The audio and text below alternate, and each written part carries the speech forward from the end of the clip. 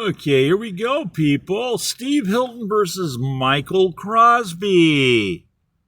Welcome back. Joining us now is Steve Hilton, a candidate for governor of California. Prior to that, he was in Silicon Valley as a tech entrepreneur.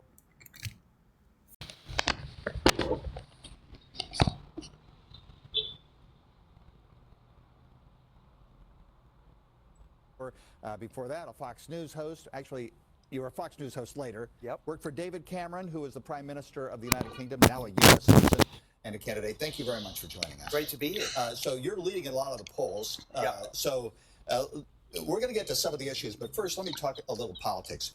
You've been trying to talk Chad Bianco, the Riverside County Sheriff, who's also a Republican, into dropping out of the race to solidify, I guess, the Republican base around you. Why is that? So we've got to start from the point that I think so many people agree with. Everyone watching, I think, will agree, which is it's time for change in California. We've had 16 years of one-party rule by the Democrats. And what are the results? We've got the highest cost of living in America. Highest gas prices, electric, rent, insurance, everything off the charts. The highest poverty rate, the highest unemployment rate, the worst business climate, on and on. It's obviously time for change. Now, if you look at this top two system that we have in California, yes, it's true that I'm leading in the polls, and I'm very happy about that. Leading in fundraising, winning the TV debate, that's all good. But actually, it's a possibility that rather than having a real choice in the general election in November, the people of California might be faced with two Democrats, which means there's no chance of change. And the reason for that is the Republican vote is currently being split between me and Chad Bianco. So my argument is to make sure we have a chance for change in California, we've got to get behind the strongest Republican candidate, and that's me. Let's get into that. You say they want change. The voters of the state... Okay, I'm going to get into this with a little bit of my own ideas. Now, the thing is there's a couple little pieces of reality here to start off with. You know, Steve Hilton is a billionaire. Wow. Well, you know, there's lots of different kinds of billionaires. I'm a billionaire, and currently the state of California owes me 5.8 plus $1 billion. Okay, so billionaire versus billionaire here. Now, Steve is addressing this interesting, but you know, I don't agree with his idea that he's telling Chad, hey, get out of the way. You know, because Chad's standing up, first of all, to take care of business. He says, look, I see something. There's a problem. I want to count these ballots. You know, because I'm going to tell you right now. I'll tell you right now, okay, that Chad has seen way more other things, and there's some other things that bring about serious reason to believe that there are some other problems. A lot of other problems. He's kind of upfront about it, and frankly, so am I. So here we have my idea that I'm saying, hey, look, I filed for special panel rights before the United States Senate. You know, no games here, people. No games, okay? I've got a lot of pre-existing documents showing long-term communication, and I'm telling you, man, that we have a serious problem with the regime right now. These people attack my campaign as far as the Democratic Party goes, and you know what?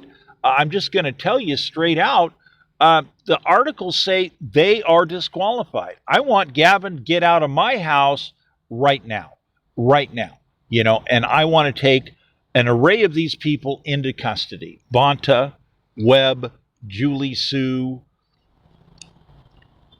There's a list of some other people. They did some very bad stuff, okay? And frankly, you know, we got to have panel here.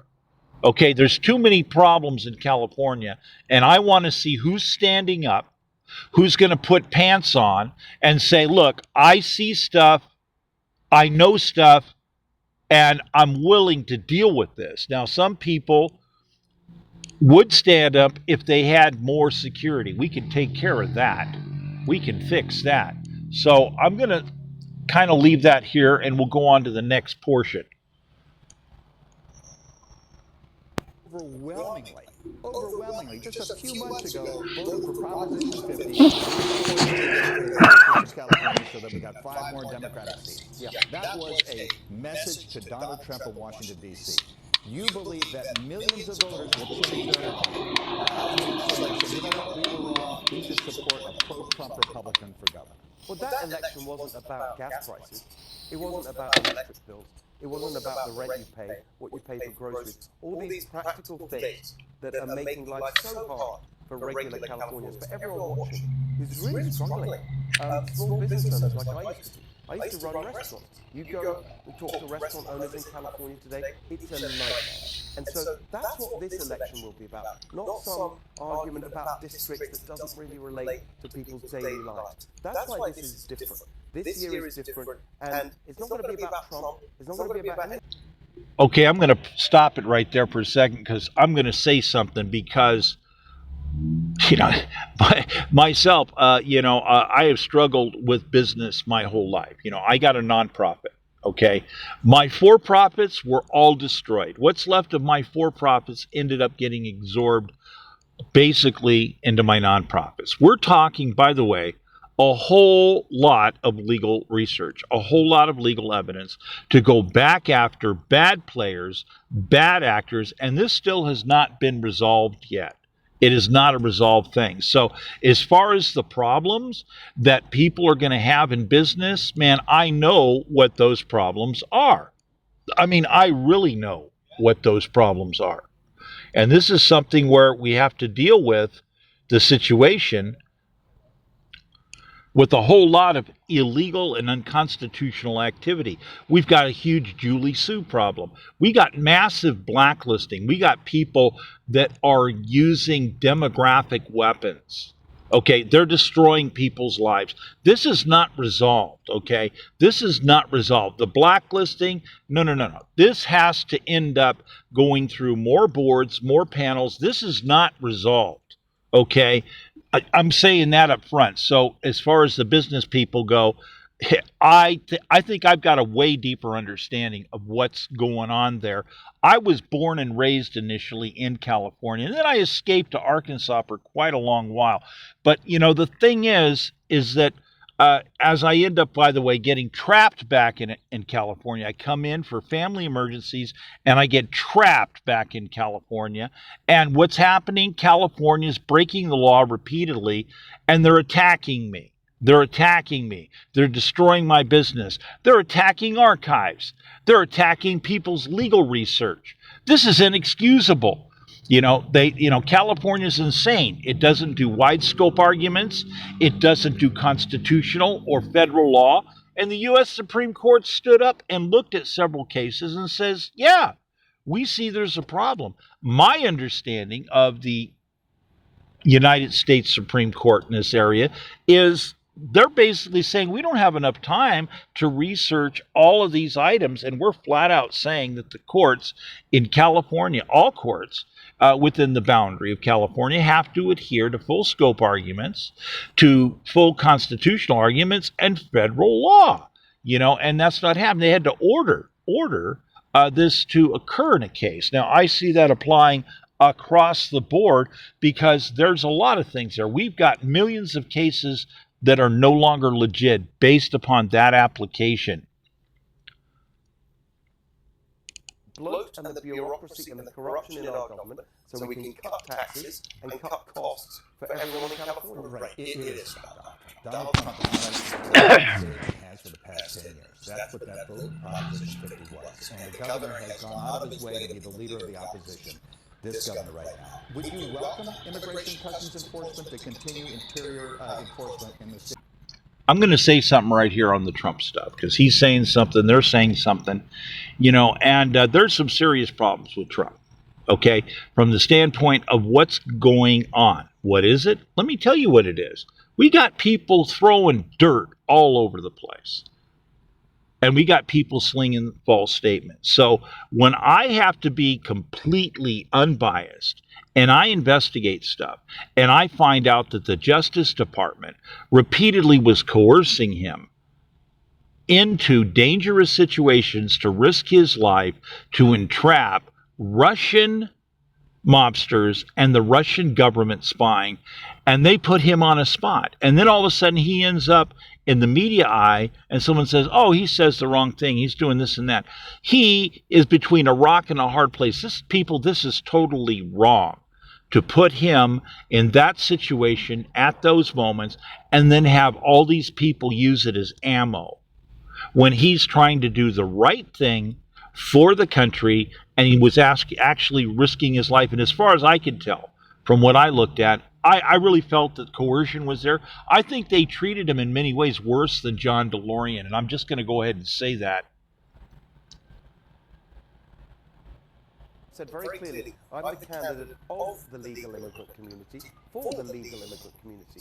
My parents were refugees from communism in Hungary. Both my parents are Hungarian. I grew up in a working class household, in an immigrant household in the UK. Now I'm an immigrant here. I'm 100% in favour of legal immigration. But the other thing we have to look at is that right now in California, we have the highest unemployment rate in the country. So it doesn't make sense to me that we say, let's import all these cheap foreign workers when we've got millions of Californians who are not working, we're paying them welfare, which is costing taxpayers a fortune. Something's not right in the way we've been handling this. How many of those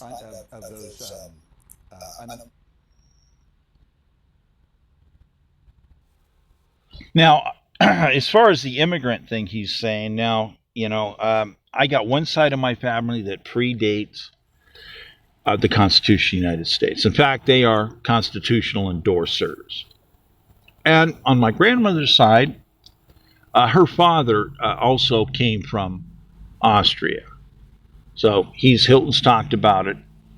Now, the thing is Hilton, they got a background. They own some land.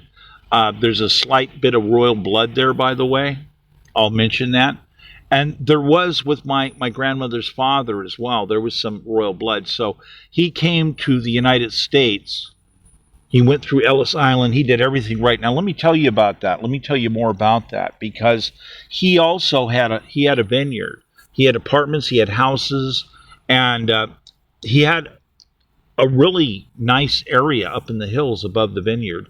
And he allowed a bunch of gypsies to stay on that property. And people would always get mad and in the family, why are you doing that? And he says, well, these people are just going through life. And, I don't have a problem with it. And if I ever need some help, they're right there. I don't need to use that land right now. So, he says, I don't have a problem with that. Now, later, it turned out bad. He was concerned because with the World War II, how that all ended up going, a bunch of Germans come in wearing outfits that said code enforcement. They hauled those people all away. Those people are basically dead. I was going to do a documentary on that, and again, because of the illegal activity of California, they have stolen and destroyed archive material involving the historical facts behind fragments of those people's lives, where, as far as I can tell, there were really no other surviving records. They were all destroyed either by the Germans or by the Russians. A big tragedy. But, the thing is here's the thing. My grandmother's father left before World War I. Now, the reason for that is he was approached as an extremely far outside member with royal blood that could basically have just enough of a name to get through on communication. So they thought he'd be a great businessman. So he ends up getting approached, and these people bring in a big package of how to communicate with stuff. And he's looking through all this stuff and making decisions on stuff. And he decides that this wasn't such a good deal, because he gets to a certain point where you're looking at documents. And what they wanted him to also help them do was obtain all the metal, and they would be doing the backing and all this other stuff, whatever it would take, whether you could trade wholesale narcotics or whatever it was on the pharmaceutical deal. This is Royal German Empire stuff, okay, and Royal German Empire Syndicate. I don't know if you people understand what some of that is. Hilton should know something about that, actually, because they left later. But anyhow, so he comes in, he runs in the stuff in the documents, They wanted him to buy the church bells. They wanted him to buy all the church bells. This is before they started melting church bells. And when he saw that, he gathered the family, the immediate family together, and says, we have to leave right now. We have to leave. We have to get out of Europe right now, because these people are going to bring darkness all over the place. So when he went to America and he arrives on Ellis Island, he is going to convey to the U.S. government. He brings a box of deeds in, some other items. He shares material with the U.S. government to inform them that they need to prepare for war, that there is something incredibly evil getting ready to happen. This is why he leaves Europe. That, and the thing is he is actually dedicated to republic-type elections. He is a believer in republic. He is a party that completely believes in the Constitution of the United States, colonial constitutional capitalism, and the ethics that go with that, and you treat people with respect and decency and all that, But when he saw that they wanted all the metal, all the church bells, literally the church bells on the buy order, he says, that's it. These people are crazy. So that's how the immigrant on my grandmother's side comes in here, So as far as that goes, but I was born and raised in LA, and I know plenty about business to understand what's going to be going wrong with that there. In a working class household, in an immigrant household in the UK, now I'm an immigrant here. I'm 100% in favor of legal immigration. But the other thing we have to look at is that right now in California, we have the highest unemployment rate in the country. So it doesn't make sense to me that we say, let's import all these cheap foreign workers when we've got millions of Californians who are not working. We're paying them welfare, which is costing taxpayers a fortune. Something's not right in the way we've been handling this issue. How many of those unemployed Californians do you think would take a job in the farm fields of the Central Valley picking? A couple of things. So first of all, I was up with a dairy farm, for example, up near Modesto in the Central Valley a couple of months ago, talking to the farm workers there, the dairy workers. They were pointing out that their girlfriends make more money on welfare than they do. And that doesn't make sense, that we're paying people so much money that they don't want to work. I spoke to a construction worker at the state fair in Sacramento. Said he's been laid off because the employers are now hiring illegal immigrant workers that they don't have to pay healthcare, they don't have to pay all these costs, don't have to pay proper taxes. That is not fair to regular Californians. Automation in the farming industry is going to make a huge difference. I was at the World Ag Expo in Tulare just the other week. It's amazing what is happening in terms of picking the crops. That's the thing. Nancy Pelosi said, who's going to pick our crops if we don't have illegal immigration? The answer, I saw it for myself, automation is taking care of that. In 5 years, most of that farm work will be automated. Moving on to housing, there's a ballot measure, it's a state law, signed by the governor, passed barely by the legislature, which big flips local control over zoning when it comes to housing at transit stops and along transit corridors. Can you support that bill? No, I'm strong. Okay, I've got to get into this here because, as this goes right here, there's a bit more about the Tulare and the other stuff. Now, it seems that Gavin's got into banning certain types of technology. We can't ban that type of automation stuff. We can't allow that to effectively happen that way. That's not going to be right, because you cannot eliminate automation. Now, I did a whole lot of estimates about 25 years ago to explain how the automation thing was going to work, how the deal was going to happen, and how automation was going to basically be moving forward. Now, the thing is that the truth about all of this actually is somewhat what he's saying. In 5 years, pretty much, there's not going to be jobs for people. Most of these jobs are going to be gone. Now, Bernie Sanders discovered the same things that I discovered basically more than 25 years ago. He discovered them, comes up last year, does a report, we're going to lose 100 million jobs. Now, it's really interesting because Bernie did not mention the fact that basically there's no future, that 92% of illegal aliens in the country have no future. There will be no jobs for them. And a lot of this is going to happen with automation and AI. And I want to talk extensively about that. And there's simply not enough time to go into it. I got way more material. This gets seriously into fields where I'm an expert on it. And I want to talk more about that, on how to do it right, because I don't like stuff that's woke. Strongly against it. I'm strongly against this ideology that we've had from the Democrats, which says that the only thing that you're allowed to build, basically, in California is apartment buildings. We can only build upwards. We can't build outwards. I'm on the road the whole time in California. There are so many places that want to build single-family homes to restore that California dream. A nice house with a yard where your kids can play. We don't want to be shoved into boxes like this is New York or Miami. That's not California. It's anti-California, and it's this climate ideology that's driving it. There's a effort to put on the ballot a billionaire's tax. It is a wealth tax. Now, sadly, there's not enough time to go in here because he's talking about building, doesn't come close. I've spent decades researching a bunch of legal stuff that goes way back to the Great American Land Purchase. And this is what happened. The government had no money. They step up to the plate in front of all of us and said, hey, we got no money, but we think we can do this deal and buy everybody out and do the biggest real estate deal in the history of the world. And it was. But a temporary tax is the way this was done. Now, we were supposed to be guaranteed land stock, residuals off of the minerals. That's coming to us, people. Dividends off the deals. If they were going to sponsor certain corporations on certain properties and whatnot, we were supposed to have a bigger stewards organization over all of this land stock, and that hasn't happened. We've been getting burned, so I want to restore the land stock. I've got a major program to do that. We got Group 1, Group 2, Group 3. Group 1 comes out to $80 million in valuation in stock. Group 2 comes out to $10 million.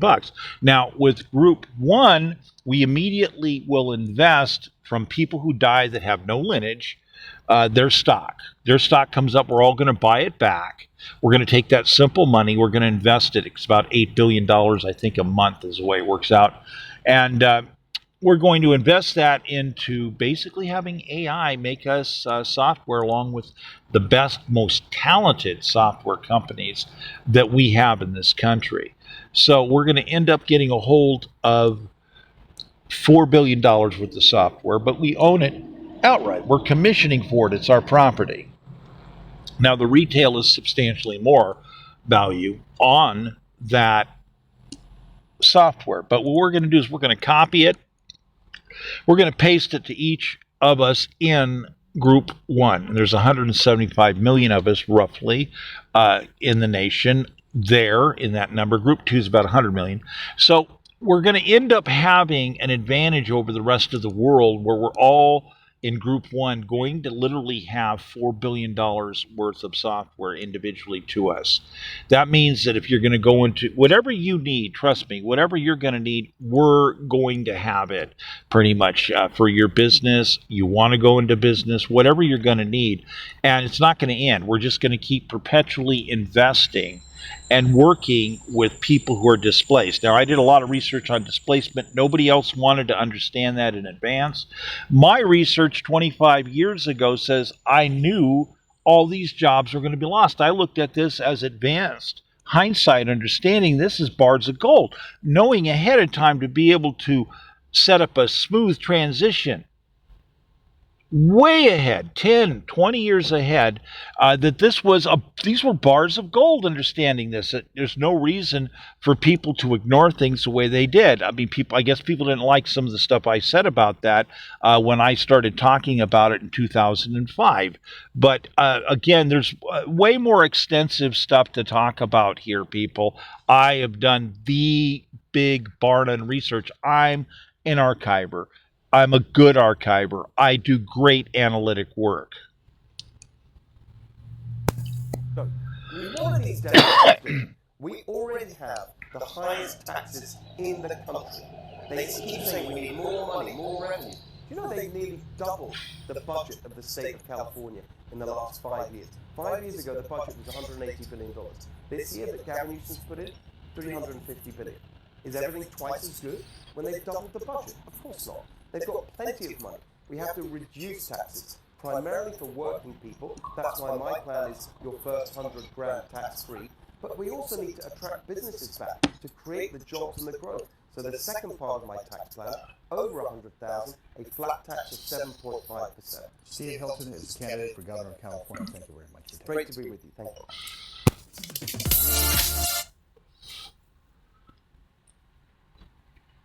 Now, an understanding here, that's kind of interesting. He's talking about a flat tax. There's no reason to do flat taxes. If at worst, we could do, okay, we need to borrow some money temporarily, some jump starts. We'll pay, you get it paid back. You get it paid back, maybe. But I've designed a system. When I was running for governor previously, my design was to do a bunch of commemorative coins. I wanted to do the largest array of commemorative coins and commemorative bars in the history of California. And we're talking hundreds of billions of dollars in sales. Now, my idea was to begin buying it at about $18 an ounce, which it was. And recently it hit like $120 an ounce. That means that my plan, if it was accepted, would have made the state of California about $300 billion, roughly. And the people who bought into it, if they bought in, when they bought the stuff, and they decided to say, hey, we're going to get out when it goes over 100, we're talking about $1.2 trillion would have been made. So I'll show you that more later on. A lot of people have missed my material. I have 1,000 times more material on the web, on YouTube, here, there, all over the place, than all of the other candidates combined running currently for governor in California. So again, my name is Michael Crosby. There's a lot more to get into, but hey, I got to bring this up and end this on the half hour to be reasonably fair on the time comparison. But I just wanted you people to get a bit more introduction and begin the comparison between me versus Hilton. And I mentioned Chad earlier, and I'm just going to tell you, Chad's doing his job. First of all, I don't go for the attitude that he should just step out of the way. Okay, Chad's got experience. How many decades of seeing firsthand problems? There's no way. I'm going to build a board. I'm going to build a panel. Nobody's going to stop that. It's going to happen one way or another. Okay, and if I got to pay $500 million, if I got to pay $500,000 per seat and get 9 people seated in it, it's going to happen. It's going to happen. I've got maybe 4 people that are kind of quasi thinking about it a little bit, but I really want 9, and it's the only way to deal with this. If we're going to repair these problems, it's not just going to happen with one person, okay? We have to be committed to doing a full panel and probably several boards. It's the only way we're going to get this to work, and I filed for panel rights before the U.S. Senate because of insurrection, rebellion, and invasion, because all 3 have hit my campaign. A lot of violence against me, a whole lot. People, I want to thank you very much for your time. My name is Michael Crosby. And yes, I am running for governor. I was a previous candidate. And technically the articles say these parties cheated. They've attacked my archives, Julie Su and all these people. Technically, Gavin needs to get out of my house right now. I fire up the panel. We keep the election going. We end up going through these matters, and we get disclosure to all of you people, all of you voters, to understand what these people did. We have to get that done, or we're not going to have a fair election anymore. Thank you. Thank you for your time.